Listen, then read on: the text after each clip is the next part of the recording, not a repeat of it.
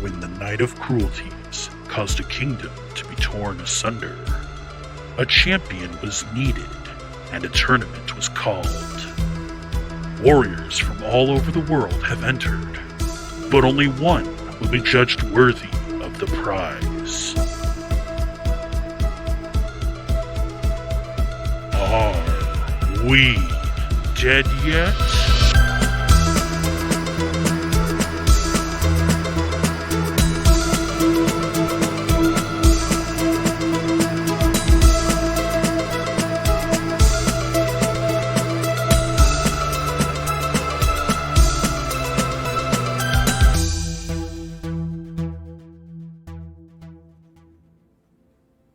Dirk is going to walk up to Wafflez and hold his hand out like for a very like bro handshake.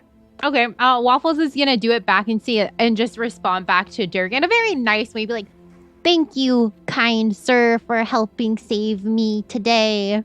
And Dirk's gonna grip your hand uncomfortably tight and go, "I know what it's like to have the whole world against your brother. If you ever need anything, and I mean anything, like even maybe some illegal stuff, you just don't be afraid to hit your buddy Dirk up, okay, brother?"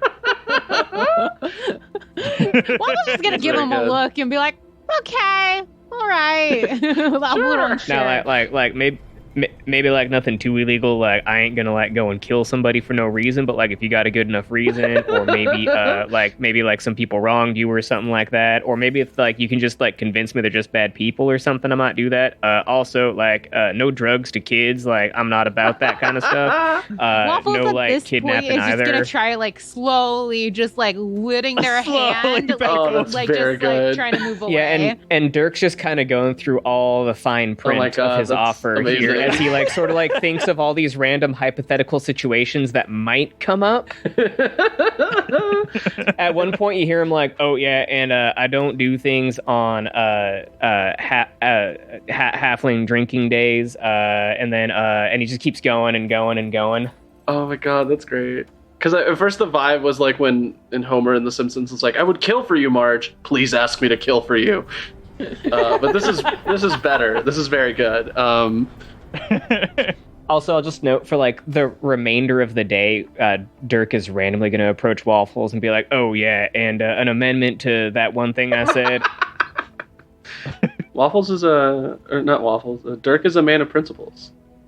So yeah, you're alone in the locker room with the rest of your crew. Everyone is here, including Blaine and Cynthia.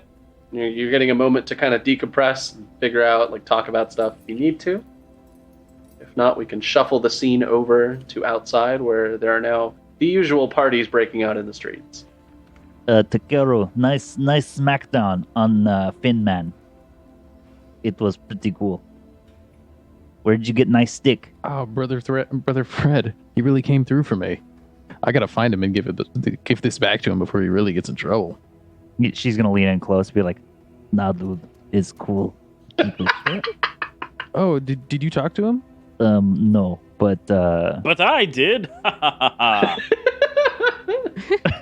Oh, okay, right on. If he says it's cool, I'll just walk up, like half hearing this conversation, and just being like, "Takeru, you were given a gift. It would be rude to return it." yeah, what he said. I guess Wink. you're right.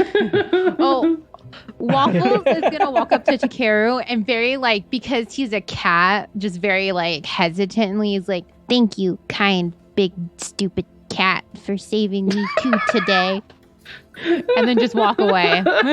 Oh, that's good. Before Wafflez walks away, Takeru's gonna gently pat Wafflez on the top of the head. Oh god, and Wafflez just cringes so hard because like their back is turned at that point, and it's just cringing a little bit. Oh, that's good. Besides, you have now long stick to pick up food with. You don't have to get up. Your to-go order is ready. The pillar of heaven shifts through the window, breaking it. Just put it on the pillar.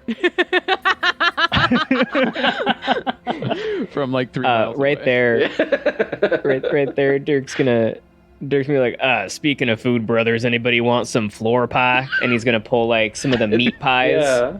that he's collected from the arena. The ones that like, did not shatter on impact landed perfectly, and they're incredibly edible. Oh yeah. I was gonna say he purposefully went for the ones that had landed poorly. Oh, that is unfortunate. I'm sorry. They're covered in dirt, dust, chunks of marble, bits of blood from the blood snowman technique, and some insect that you cannot ascertain exactly what it is. Where I come that's from, we all call you that need. extra protein. Oh dear.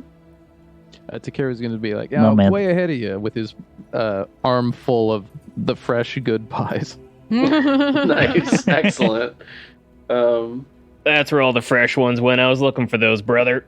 To the victor go the spoils. I love the idea that Takeru just grabbed all the good pies super fast and ran into the locker room to the point where Dirk was like, I thought I saw some good pies. Why are all the good pies? Oh no, the good pies, they didn't even touch the ground. Takeru caught them all while beating up Fins. It's just out there. And you hear the locker door open as Fins walks in with what appears to be a black eye. And he goes over to your group and he's like, hey, I really want to apologize. I don't know what came over Dancer. And I've never seen Dancer do that before. Like, Dancer's usually really chill and laughs a lot and parties a lot, but it came out of nowhere. I'm really sorry about that. Cynthia takes a glance at Waffles, kind of knowing what's up. Because if I remember our interactions correctly, Cynthia knows that Waffles is evil, but doesn't take it seriously. Oh, that's good. So she glances at Waffles and is gives her the I know what's up look. And it's just yeah, Waffles is pretty cute, but it's Waffles is gonna walk up to Finn and just Finn to just be like, it's okay, kind sir. I don't know what was up with Dancer too. I know that he was a kind, good sir, but maybe he was just a little angry. Maybe he had an off day, but it's okay. I forgive you. Turning on the charm. Yeah, Finn's kind of nods, and Finn's pretty honorable. Dirk's gonna walk up to Finn and go, yep, brother, I do think Dancer was acting kind of funny. I was acting like that once. Turned out needed more fiber in my diet. Maybe you could get the guy to eat a salad or something. Right. Fiber. Got it. Yeah, you'd be surprised how much being backed up can affect your personality. Oh. You become a totally different person. Yeah, that's right, brother. Oh, that's... Yeah. And he starts nodding and kind of slowly shifting out of the conversation.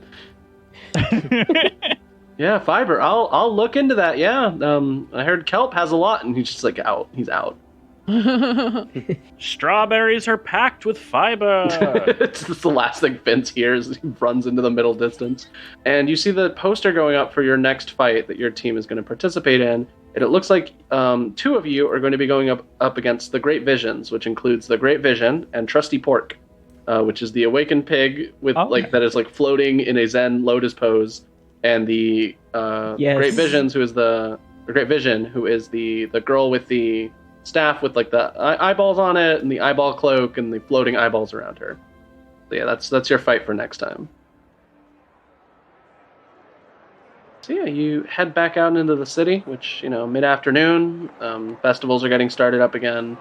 The city's probably the happiest it's been in 6 months since since the Wrestlemagia tournament started.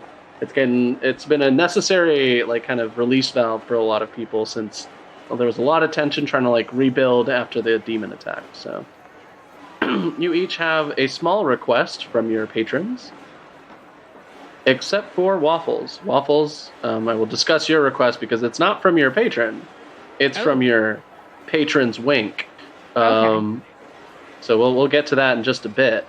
But we cut over to what appears to be the shared, the two nearby headquarters with Kegger Tom and a couple other people of the Queen's Festival, and the Frytan's Restaurant Association. And they're both in the middle of trying to decide what a good themed dish would be for your group to have, since your next fight is going to be about the Great Vision and Trusty Pork. The only thing is, obviously, it cannot feature pork. That's ridiculously insensitive. Now, I understand that we can't use pork in the dish, but might I suggest an alternative? Bacon. So you've met Kegger Tom, who's like he's not the brightest crayon in the box of crayons, but Kegger Tom like looks at you and blinks, goes, "Dude, I don't know if anyone's ever told you this, but bacon's made of pigs." Are you kidding me? Yeah, man. Like, you're like a monk or something. Do you have like a dietary thing where you can't eat pigs? I'm not exactly sure how the whole being a monk thing works, but I'll get back to you on that one, brother. Oh, okay, you're like one of those monks of different experiences then, huh? My master is the brew. Oh. Speaks in cryptic ways. Fever dreams. Kegger Tom like blinks a little bit. I've never heard of that master. I'm sure you have. He just probably hasn't spoken to you in the same ways that he speaks to me, brother. Oh, so he sends you letters? Yeah, like mental letters into my mind, invasive thoughts that I can't control that tell me what to do. Cool. You can do like magic and stuff. That must be a really powerful monk. Yeah. Yeah, it's pretty powerful. Makes you forget things. That's scary. You ever worried that he's like gonna betray you? Sometimes I'm worried, but then I just drink a little more and it's gone. You should punch him really hard. I tried that once. Like there's like that dial-up modem noises as Kegger Tom's brain tries to keep up. He goes, "So yeah, it can't be bacon," and he walks away. So Takeru and Dirk, you're in charge of coming up with a themed dish for your fight coming up. Your team's next fight. If it's brunch related, that also works well too. Oh, it has to be brunch related. Yeah. Turkey bacon. Yeah. Verity has approached the two of you, Cynthia and Blaine, and she looks to be a little concerned. And she's carrying what appears to be an empty cage. Well, no, where is pet? It's not a pet. Friend. It's not a friend. Oh. Then what is with empty cage? It's a job I have for you all before your next fight. I need you to track down the party gremlin. I'm sorry, the what? So you're familiar with the consortium, the people that have all the rare animals and stuff like that? Yeah, our mascot is one. Yeah, I helped them make a monster. It's called the party gremlin. Is this one of those things where you can't get it wet? No, that'd be ridiculous. We live on a coastal city. No, I just need you to find it. Because if it parties too much, it'll die. It has to party the exact correct amount. Please find the party gremlin. And she gives you the cage and a picture, which appears to depict a creature that has very large ears and a little birthday party hat and like a giant head and a very small body, and like eyes that close sideways instead of top to bottom. Yeah, we have friend who can summon party where he goes, so party gremlin should be there, right? Yes. I believe the drunken master, so to speak. I believe he can. He's a walking party. Let's go track him down. Yeah, and Verity kind of lets you know that she'll be updating your costumes and giving you some additional stuff if you can find the party gremlin. And then we cut back to that same alley where everyone's favorite awakened animals are teaming up. You have Bro the owl with the little falcon cap. We have Maria the cat with an eye patch, and Do-Re-Mi, 3 mice in a trench coat. You see there's a new member here now, and it appears to be Zenko, the thrice cursed and damned, or the thrice damned and cursed, or whatever name I came up with that's ridiculous. He's shed all of his extra names. He just goes by Zenko now, and he is vaping because he no longer smokes cigarettes. At the end of the last fight, he has turned over a new leaf, and he has now joined the cause and vapes.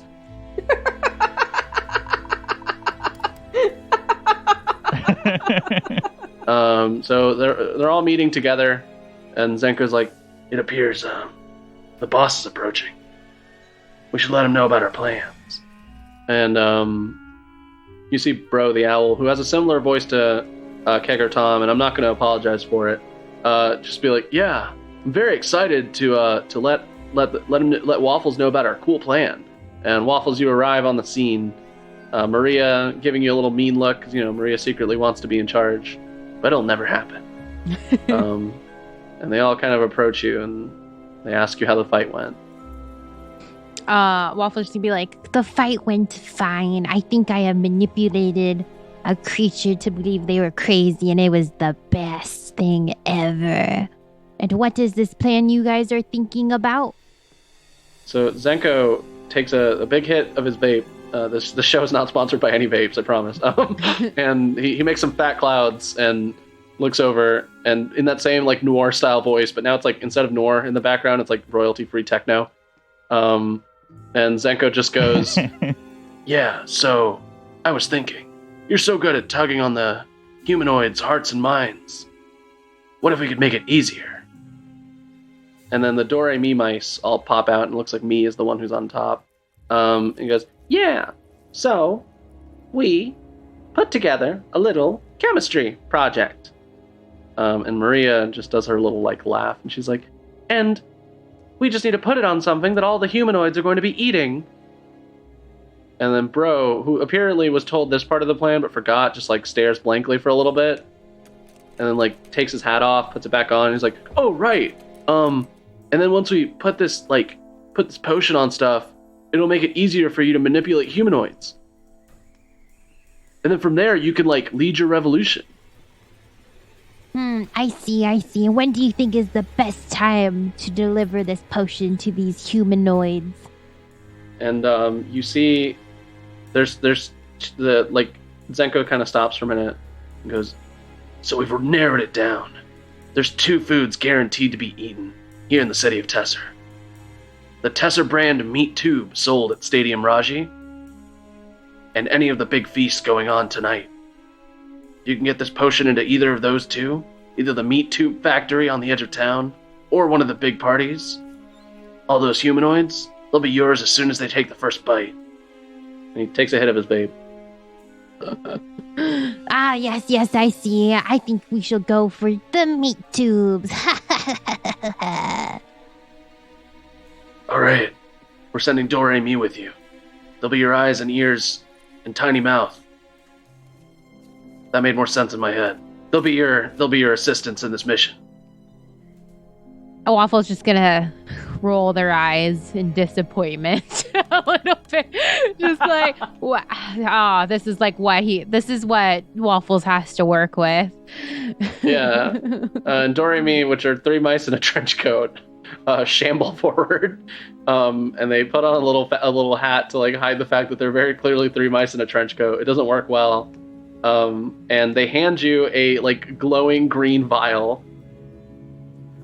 that has some sort of liquid inside of it. Okay. And mechanically, this means that you will automatically succeed your appeals. Okay, cool. And in addition, it will make it easier for you to manipulate humanoids that ate the meat tubes, or the feast, whichever way you want to go about it. Okay. Awesome. Cool. All right.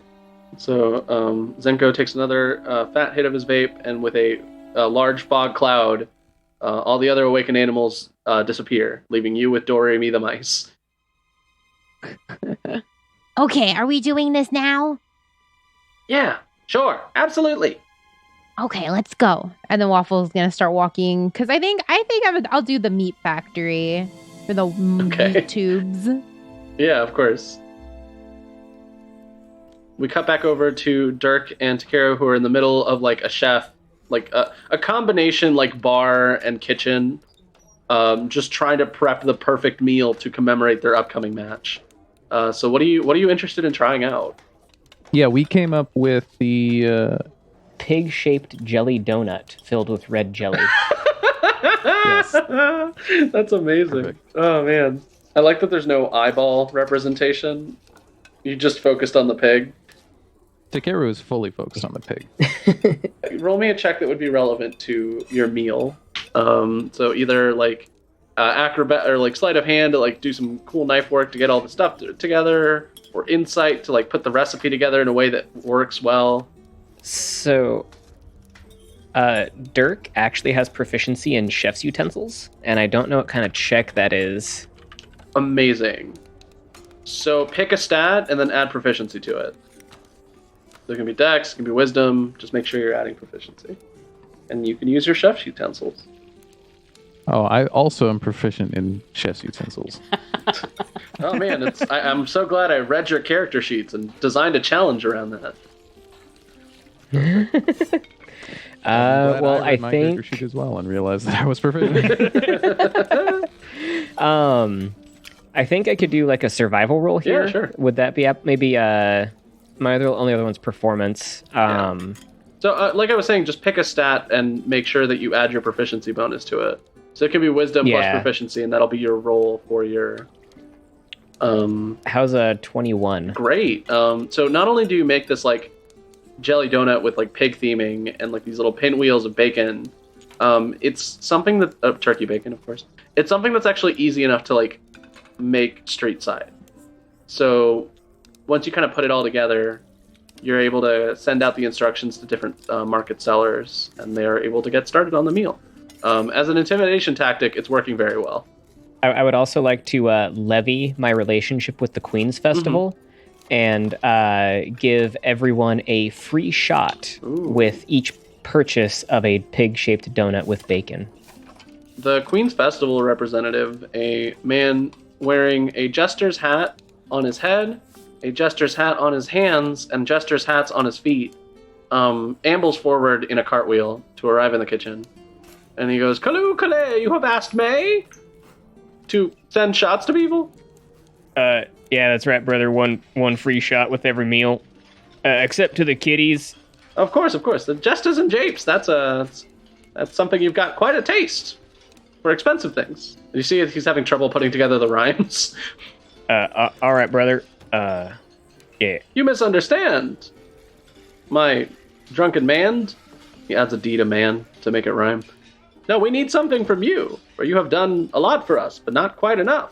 That one didn't even rhyme. I'm so sorry. And his hands and feet and head jingle. Let's just drop the act here, brother. We're trying to make a transaction here, and I'm a businessman by trade. So if you just want to like cut to the chase and tell me what you need out of me, I can make things happen. See what I can do. You know what I'm saying? There's a look of like defeat, brother, and he looks in different directions. He goes, "Why, jesters and japes?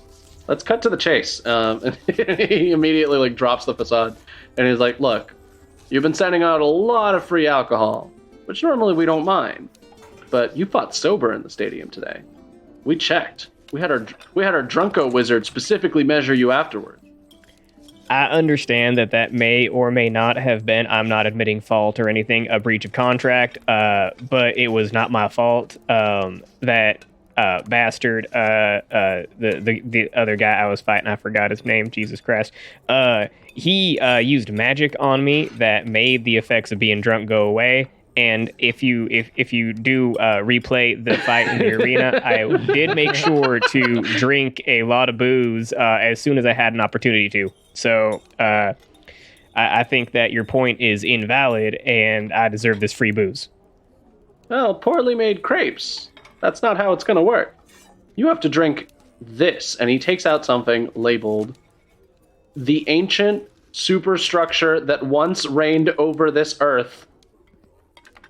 Select special. And it is a bottle made out of a stalagmite. You want me to drink that? Yes.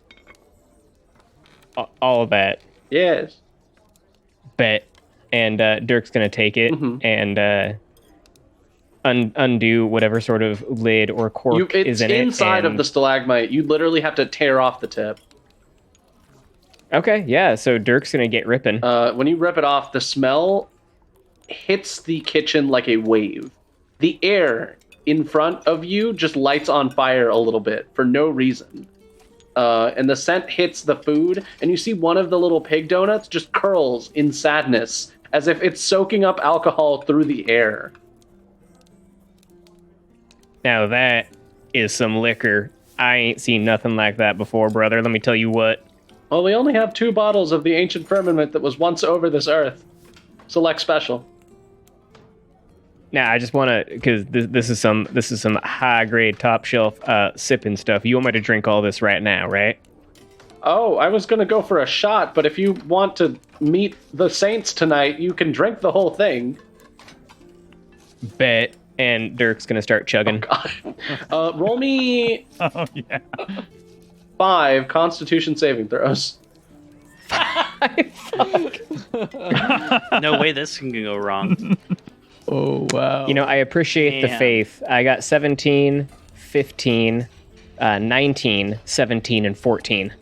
That's pretty good until the end, because I made it get harder each time. So it was I believe I made it 11, 13, 15, 17, and the 19. So could I just like swap that 19?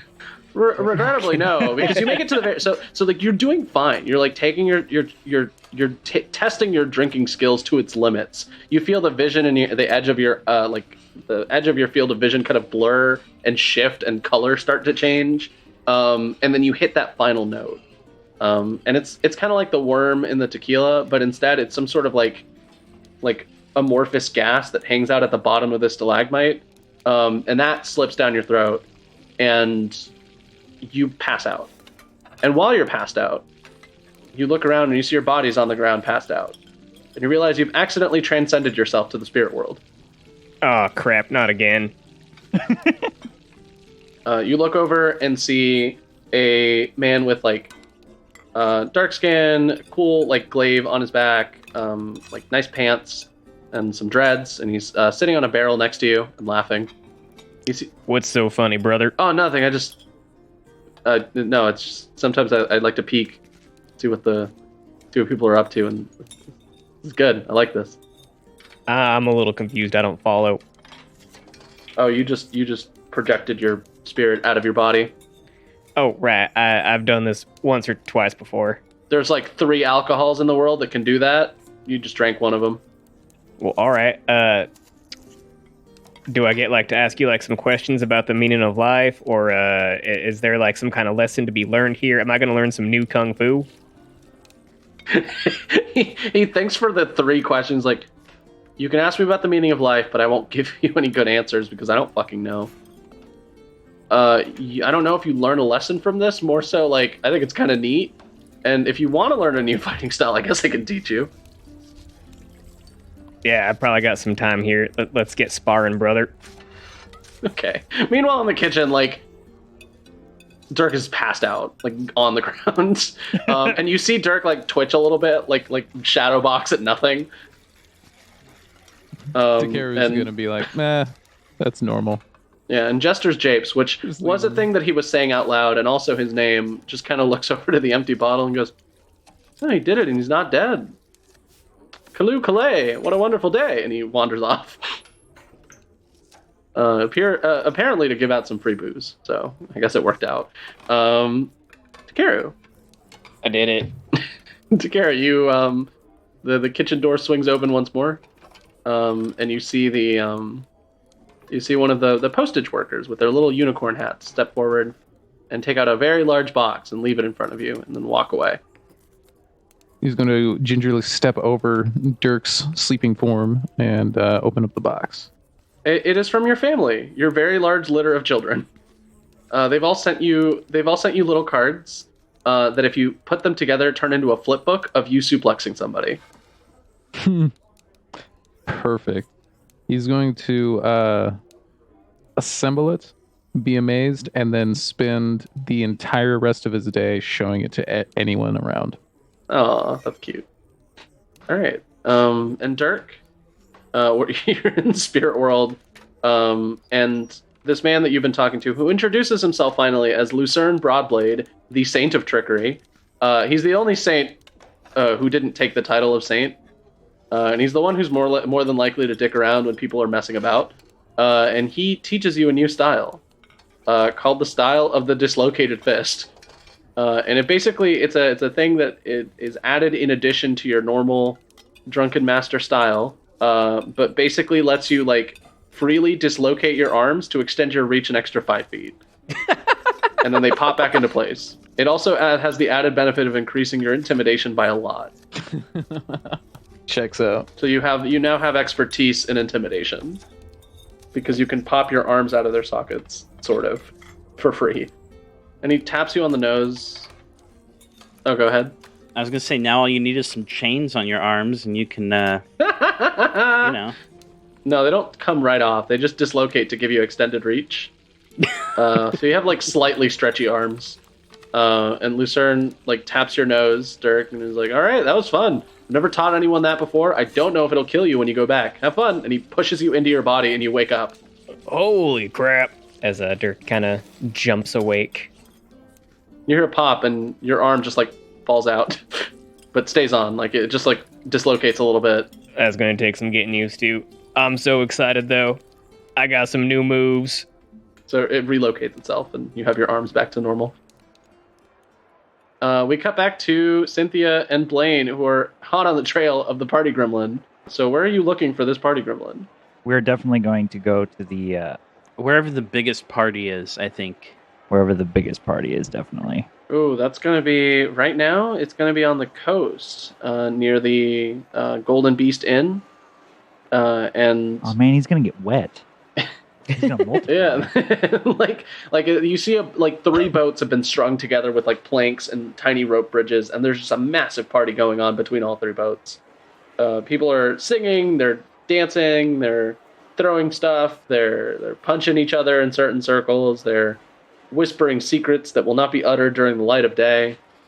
So it's a pretty, it's a pretty normal party for Tesser. And you've been tracking. At first, you're like, where do we even start? But you've arrived at this biggest party, and you see on the edge of one of the ships, like attached to it, kind of like the gremlin on the plane situation, is the party gremlin with his little party hat, and he scrambles up the boat and into the party. Well, that wasn't very hard. What do you say I, put on the costume and go in there and do some give me hairs, and kind of distract the crowd while you extricate our furry little friend? I can do that. Cynthia, by the way, is wearing a ringmail dress that is a mix of like copper and bronze, so it's like that brown and red kind of look with no sleeves, obviously, for legal purposes only. And she obviously has her leaf cape on, cape, and is gonna cast locate object on the party gremlin's hat. Yeah, so you immediately get like a ping on the locate object. As you see, the party gremlin's hat is in the middle boat between the other 2, and you can now discern its location on a normal basis. All right, you get onto the party and you realize something a little awkward. This party is themed around the Villain Squad. It's a Villain Squad fan group party meeting. And as you arrive, they recognize you as people that have been laying the smackdown on Villain Squad members. And they all look at you like, no, it's a private party. Get the fuck out of here. Oh man, I kind of wish I had kept the halfling. Kept that. When you say that, you see peeking over like a drink is the grinning tiger. Oh shit! It's the grinning tiger. So like it's just dead silence on the middle boat as you arrive. I'm gonna kind of nod at Cynthia, like, okay, I'll distract him. You get the gremlin, and I'll just be like, hello, fine villain enthusiasts. We're called villain heads. Villain heads. Ah, I see. It is actually not bad. It's actually pretty good. But Yeah, thanks. Anyway. We made it up ourselves. Yeah. So I'm going to try and stealth into the crowd. Yeah, go for it. For 19. So with a 19, even though you're wearing a chainmail dress, you duck into the crowd, and Blaine has taken most of the attention. So like the chief villain head lady She's got kind of like a short bob, very straight hair, and she's wearing what appears to be a shirt with like a spider and it just says spider and rabbit and witch, but like in that like shirt theme that it's like word and word and word. So she's a big Nature's Curse fan. I don't like what you've done to our wrestlers. No, yeah. Change them how? We just entered battle honorably, mostly. And she spits at the word honor. Yeah, and then Zenko quit. Oh. And Downside got stuck in a windmill. It was horrible.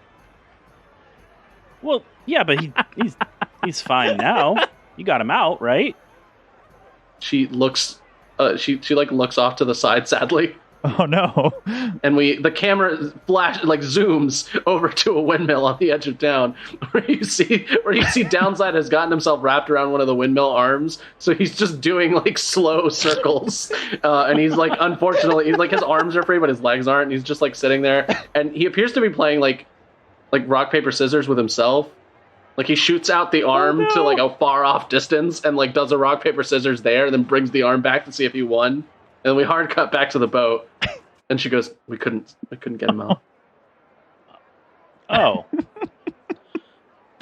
Well, anyway, the reason I'm here, you fine villain heads, I actually came to apologize to the tiger for my rude behavior today at the crowd arena. Parts. The crowd parts. Tiger stands up, brushes his hair back. It's now loose because he's out for a night on the town, so his curly green hair is just blowing in the breeze. He's still shirtless with his weird tiger stripe tattoos, and his permanent grin. Think like a tiny jacked Joker, like that's the sort of vibe he gives off. And he just like looks at me and goes, "You came to apologize to me." Yes, I feel like maybe throwing you out of a arena in a net probably wasn't the nicest thing to do. Mm-hmm. Yeah, probably not. You did splash me with acid, though. What are you talking about? I painted a nice face on your back.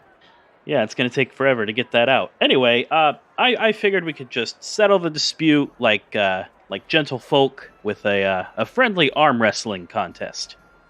And almost as if like a light bulb goes off on above the grinning tiger's head. He just goes, "You know what? I was thinking something similar, but it won't be arm wrestling." Oh. And he takes you over to a table that appears to have two little like velociraptors, like kind of like in a little cage between this table. Like there's two big tables, and with chairs in front of them, and then there's a cage with two velociraptors. And on each table is what appears to be a strange helmet. Which, for those who don't know, in D&D, velociraptors are actually tiny creatures. So they're like little chicken-sized, and they're fighting. There are two velociraptors in there, and one of them is painted blue, the other one's painted green. Oh, okay. And the grinning tiger like sits at the table with the green one, and invites you to sit as well. Sure. Okay. Yeah. Right. And you see this caged arena between these two tables and this weird-looking wooden helmet. And the grinning tiger looks down at you and goes, "It's simple. We're going to do reptilian brain fights." Reptilian brain fights? Yeah, reptilian brain fights. You know. No, I don't. They're famous in the Spade Desert. They're a big deal. Ah, well, I've never played before, but I'm a quick study. We'll put on the helmet and we'll see how quick a study you are. And everyone is real quiet watching this. Meanwhile, you see Cynthia has like gotten. So we cut to Cynthia, who's looking for the gremlin. And you see he's sitting on a little stool, but it's like one of those stools that you can spin around in, and he's just spinning in circles. And he's got one of those little party toots, and he's like. So as soon as I see him, I cast Hold Person. So on him. you try that, and it fails because the party gremlin is not a humanoid. Oh no! That's right. I was a pedant about the rules one time. He's a monster. You'd have to hold monster to hold him. There, your spell fails, and he looks at you and blinks, but he has those weird sideways blinks, and he toots his little party toot again. In that case, cocky little bitch, I'm gonna banish him. Okay, you run up and you. I'm gonna say he fails. And you wait the full minute, right, for him to come back after you banish him. Yep. And then he doesn't because he's an extraplanar creature, so you've just lost the gremlin. Oh no! What? Oh no! Oh no! So somewhere in Will sheep. somewhere in the party section of the spirit world, the gremlin just appears, and there's a bunch of other party gremlins, and he just changes off. He like trades his party hat for another one, and he wanders off, living his best free life. You have set it free. Meanwhile, the grinning tigers ask you put on this helmet.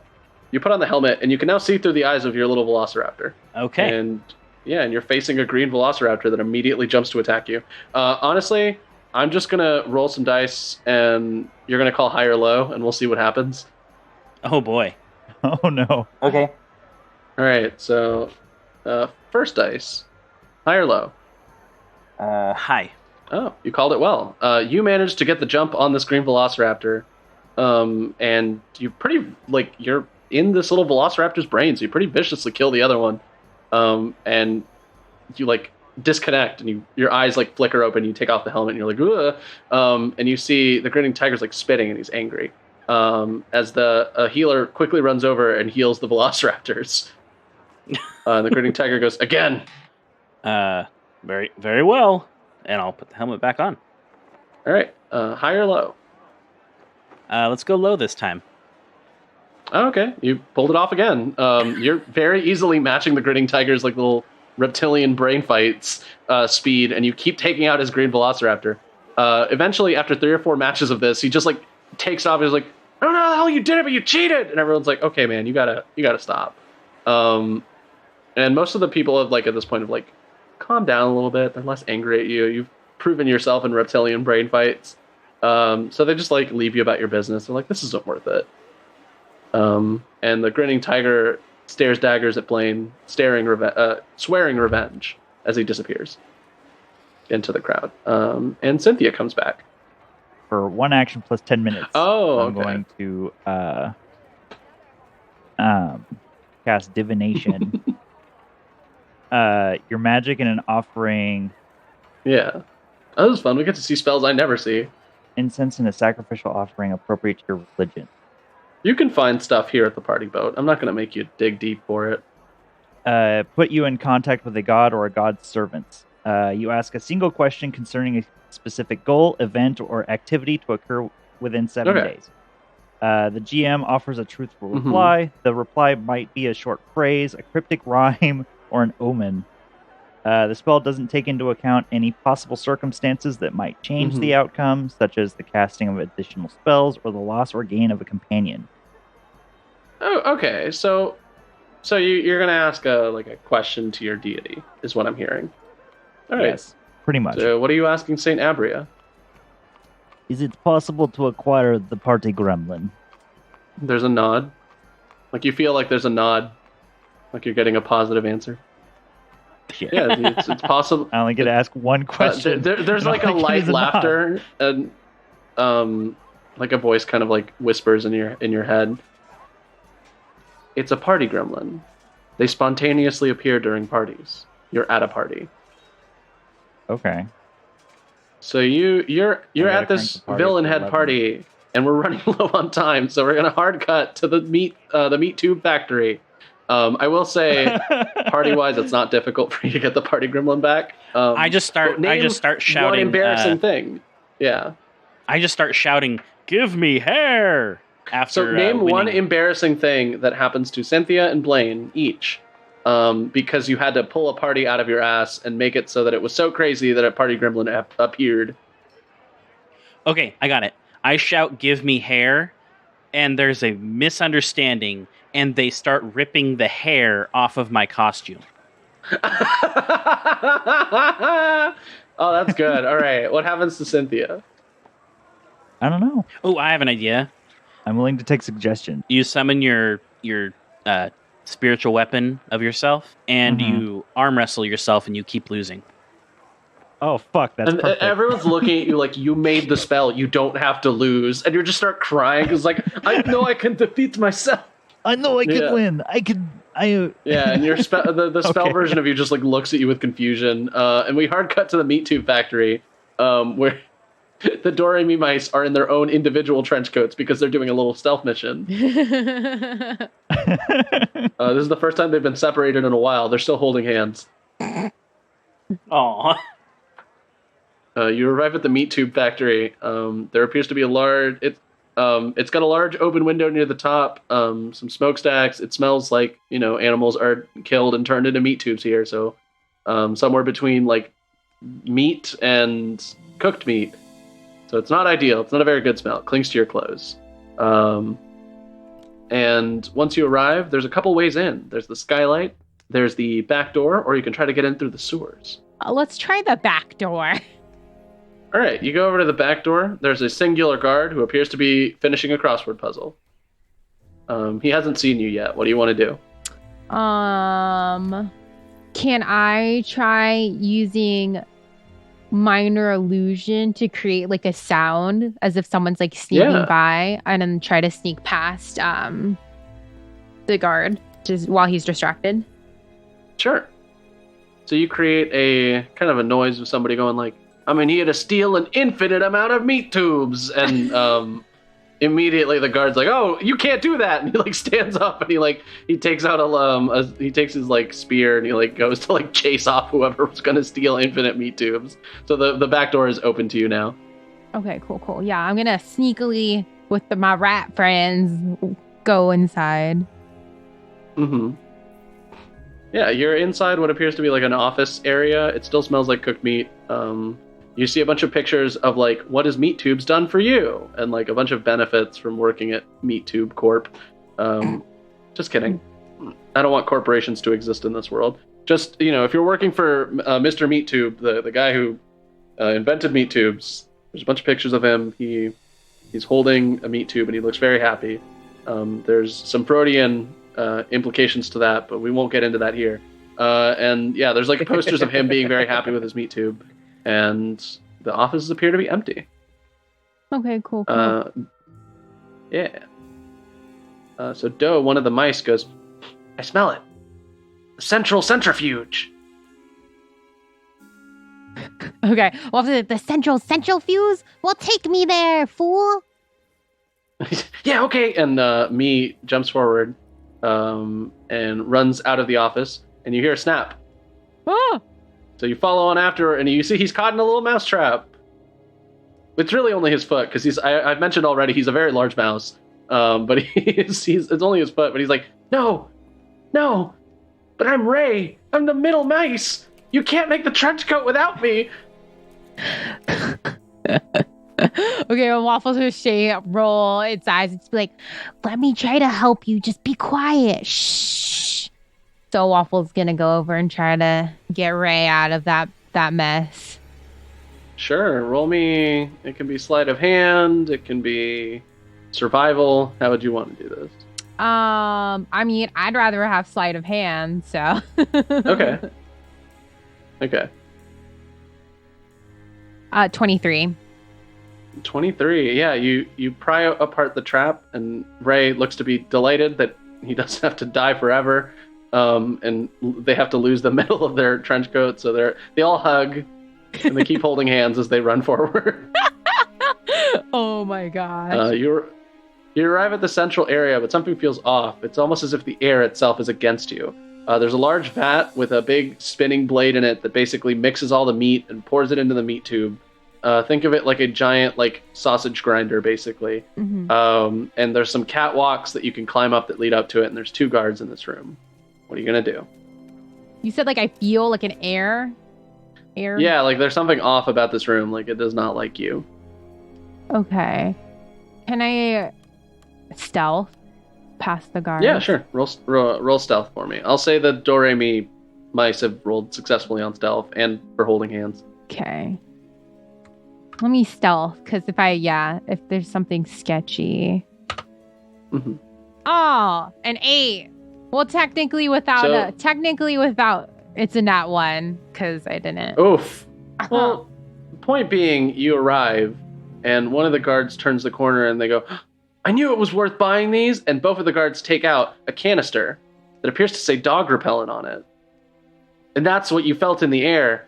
Dog repellent's been used here before, because a lot of dogs smell the meat tubes and want to try it. So they're now climbing down the ladders to try to get to you in the catwalk. What do you do? Oh man. Okay. I'm gonna do enthralling performance. Oh, that's great. So it takes a while for them to climb down the ladders to get to you. And during that time, you've taken out your instrument. You see the Dore-Mi mice just kind of like look at you like, do you want us to do something? They're focused on you right now. Yeah, I'm just like, just follow my lead. And, yeah. Okay, so you start performing for these two guards, and then they realize like they had their dog repellent, but they all put it away because they recognize you. Oh yeah. You're Waffles. You're like the popular dog fighter of Wrestlemagia. Everybody loves you. So they all sit down and they're like, I didn't know you were gonna do like a secret concert here. That's really cool. So they're enthralled right now. What do you want to do? Oh, are they? You don't even, because they can make a wisdom saving throw. Yeah, okay, let's give the commoner some fucking wisdom saving throws. Let's see how they do. Oh, hey, 19. One of them doesn't like Waffles. He's a cat person. He fucking leaves. Damn it! The other person fails and thinks you're the bee's knees and thinks they're great, that you're great. But one of them just leaves. That's okay. That's not like a bad thing. Yeah, he's like, man, this is bullshit. I wanted Maria the cat to perform here because she's really cool. And he leaves.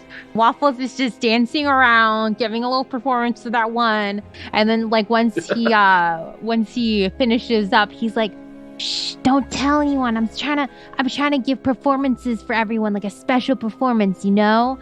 So it's oh from my the god, boss. I'm special. Yeah. Oh my god, I'm special. That's me. Yeah. Like I get to be special today. Yeah. So just keep it on the DL though, because I'm trying to surprise everyone, you know. Wait. Can I write it in my diary? A Waffles bit. Yeah. Just don't tell anyone, okay?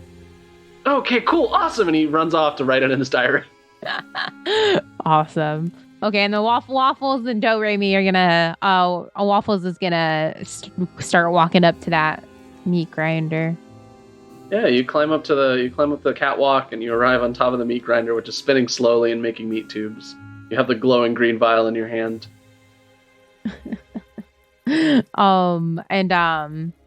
Yeah. I guess I could just pour it in there. I mean, yeah. Yeah. Pour that potion into the meat tube grinder. So when you pour it, like a smoke cloud shaped like a dog skull just like floats out of it and starts laughing, and disappears, and the mice start clapping. Oh, Waffles is gonna bow.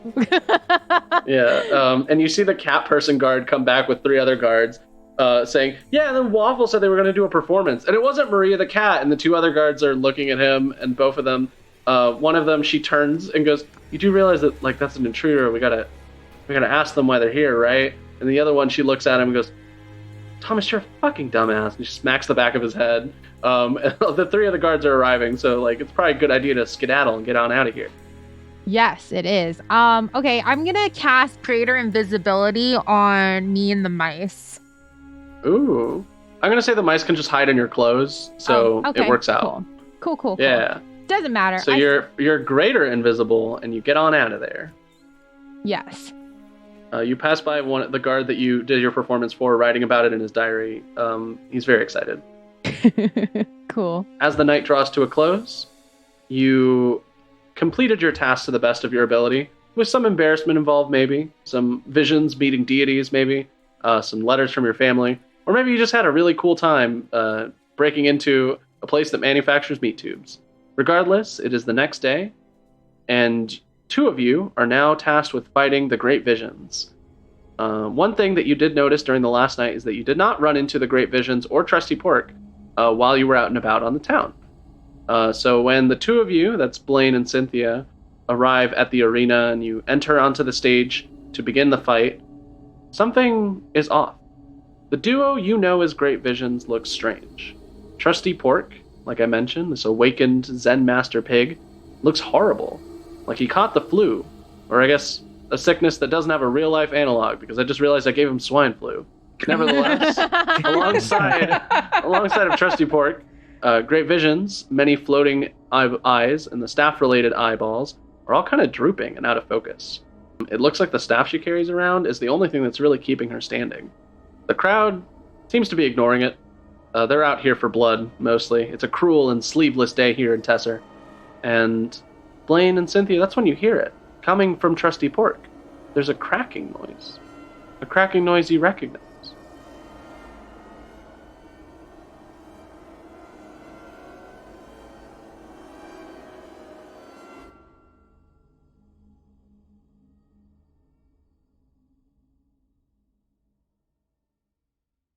Hi everyone, I hope you had a good time listening to our Wrestlemagia mini-campaign. But I know what you're thinking. Maybe you want to hear a little bit more of my voice. Maybe you're interested in cosmic horror. Thankfully, I exist in a really weird intersection of that, because I actually play in a Twitch-streamed D&D campaign as Weary, the Artificer Tiefling, who is in general having a bad time dealing with a lot of chaos cults and overall lots of cosmic horror. The moon is scary, the demigods are scary, and our DM Lucas does a great job of making sure that just being alive for that full hour and a half or so is incredibly scary. So if you want to give that a good follow and a good listen, you can find us at Ballad of the Seven Dice on Twitch and YouTube. YouTube is where you'll find our episodes the day after. If you want to catch us live, we stream on Tuesdays at 6:30 p.m. Central Time. Not only that, you can actually find recaps of our episodes on the Ballad of the Seven Dice website as well. You might be thinking, what is Ballad of the Seven Dice? It's actually a separate actual play podcast that you can listen to on your podcasting app of choice. So you get 2 campaigns for the price of 1 difficult name to remember. And I know you can handle it. So this is just between us. If you do show up and you see Weary being nervous, I don't know, do a little shout out. Say something about wrestling. I think that'd be neat. But when you're not doing that, you can definitely watch Weary and the rest of the gang be very, very nervous while they fight off the Cult of Chaos. And that is, again, Ballad of the Seven Dice. You can find us on the socials. I'm part of the Rise of Nyarlathotep campaign on Twitch. Tuesdays, 6:30 p.m. Central Time. See you there. Thank you for listening to our show. Are We Dead Yet is part of the One Up Podcast Network. Find more of our shows at oneuppodcasts.com. Intro and outro music by Salty Dog Company. Find more of their work on SoundCloud by searching for Salty Dog Co. Spell dog D-A-W-G. Background music provided by Andrew Sitkov, used under license purchased through Humble Bundle. Additional background music provided by tabletopaudio.com under an attribution, non-commercial, 4.0 international license from Creative Commons. Tracks used include The Orrery, Medieval Fair, Mansion Night, and Castle Kitchen. A special thanks to Ian for running our Road to Wrestlemagia campaign. Find Ian over at balladofthesevendice.com or on Twitch at Ballad of the Seven Dice. We'll be back in 2 weeks with another episode of the show. Bye!